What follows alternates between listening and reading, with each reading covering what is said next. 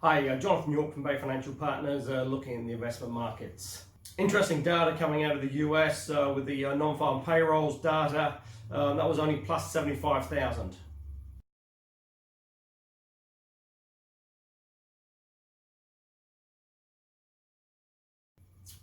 Now that was versus an expected plus 175,000.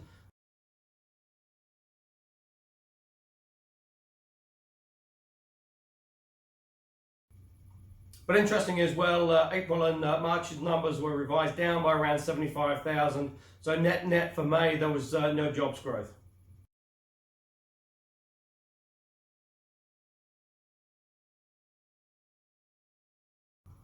Now that's sort of quite interesting, as obviously President Trump has been really hounding the Fed and sort of criticizing them for their interest rate policy and increasing interest rates, and saying that they should be cutting rates to stimulate the U.S. economy. And if they did, he's claimed that the Dow Jones will be about 10,000 points higher.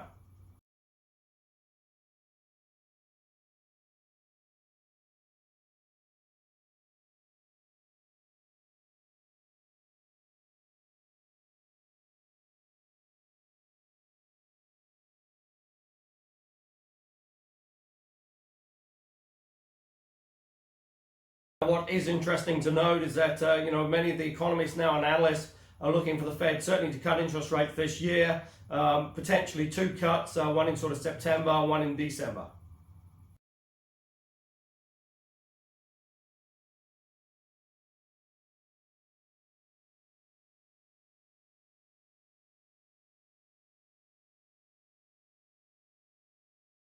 Now, obviously, that's probably quite fortunate that the Fed has been increasing interest rates over the last 18 months, so they are in a position to be able to cut rates, where many of the other economies aren't.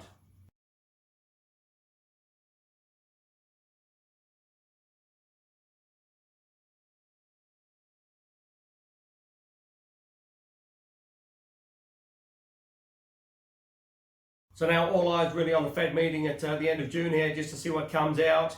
More so in the commentary, really. No one really expects a Fed cut at the end of June, but it'd just be interesting to see the commentary and how they sort of determine the US economy is performing, because certainly the recent data has been a little bit on the weak side.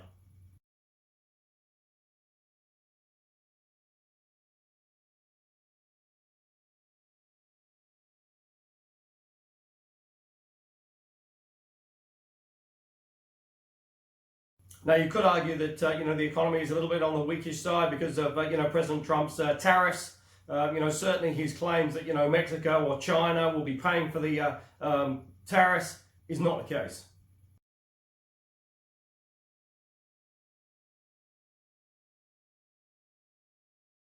There's been quite a bit of research on this. Really the only people that are paying for it are the US companies and the US consumer.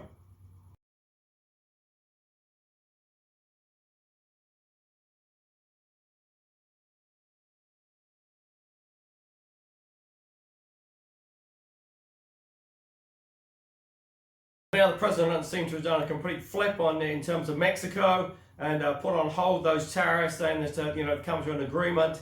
New Mexico will sort out the immigration at the border.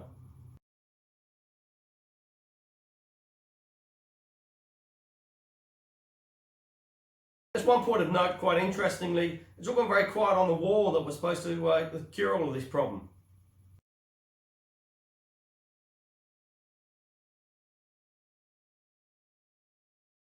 Is that possibly because Congress is unwilling to fund it?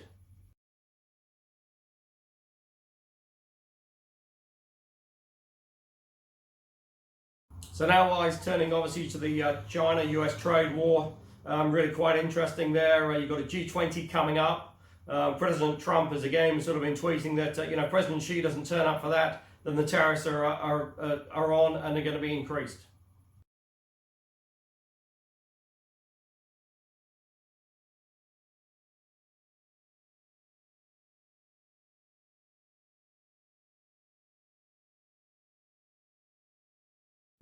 It will be very interesting to see how this all plays out. Most economists and analysts believe that both sides really need a trade deal.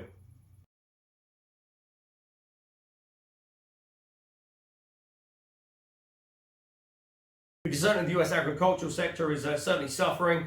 And there's added sort of angst out there as well with the recent weather in terms of certainly transportation on the Mississippi.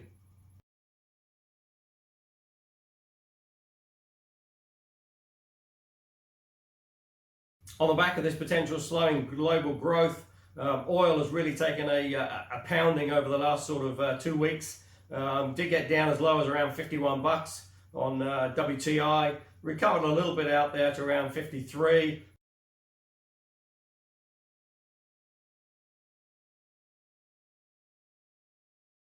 It does seem quite naive, though, from the UK perspective, that just to elect a new leader is going to solve the issues and Brexit will automatically and sort of miraculously get sorted. You've still got the same issues. You've got the same MPs who refuse to back any deal or appear to have backed any deal. And certainly the sort of front runner Boris Johnson, it's hard to see how he is really going to get a deal done.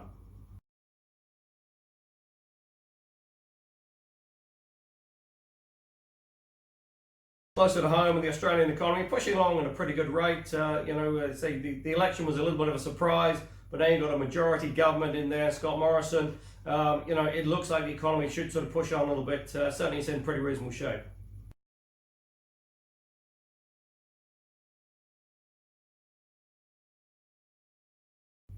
Here in New Zealand, the sort of fallout from the botched budget still continues. National appear to be sort of suffering a little bit in the polls. Despite really appear to be doing nothing wrong and just sort of finding a search engine on the website. The finance minister still has his job. There appears to be a little sort of criticism internally, still sort of sticking to their guns that it was hacked. It's just sort of he said, they say, and it's a little bit of a mockery, really.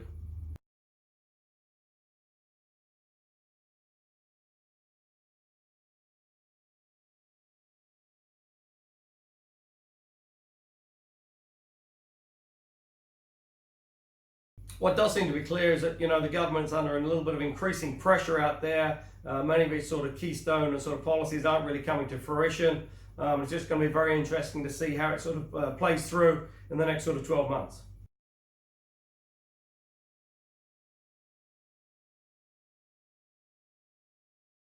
The present New Zealand economy is doing okay. It's not sort of gangbusters, but it's pushing along at a reasonable rate.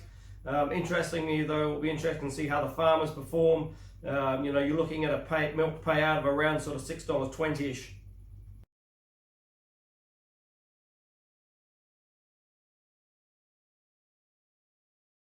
Now, obviously, with that sort of low interest rate environment out there, it is becoming increasingly difficult out there for savers and depositors.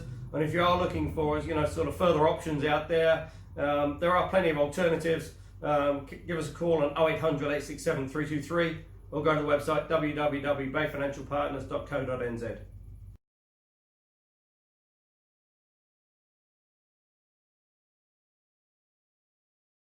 Now into the month of June, and obviously KiwiSaver year end is 30th of June, so it's just going to be interesting to see how those balances sort of pan out. If you're unsure on what they are in terms of getting that maximum tax credit, call us on 0800 867 323 or go to the website www.bayfinancialpartners.co.nz for lots of interesting articles, and we look forward to speaking to you soon.